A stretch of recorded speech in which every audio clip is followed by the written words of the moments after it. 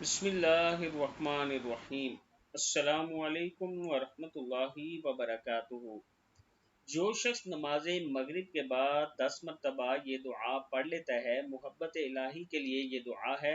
رسول اکرم صلی اللہ علیہ وآلہ وسلم محبت الہی کے طالب کرنے کے لیے اس دعا کو پڑھا کرتے تھے، یعنی اللہ کی محبت کے لیے یہ دعا پڑھا کریں۔ اللہ کی محبت دل میں پیدا کرنی ہے تو یہ دعا پڑھیں۔ دعا کیا ہے؟ اللہم انی اسألک حبک وحب من یحبک والعمل الذی یبلغنی حبک۔ اللہم اجعل حبک احب الی من نفسی ومالی واہلی ومن الماء البارد۔ اللہم انی اسألک حبک وحب من یحبک والعمل الذی یبلغنی حبک۔ اللہم اجعل حبک احب الی من نفسی ومالی واہلی ومن الماء البارد۔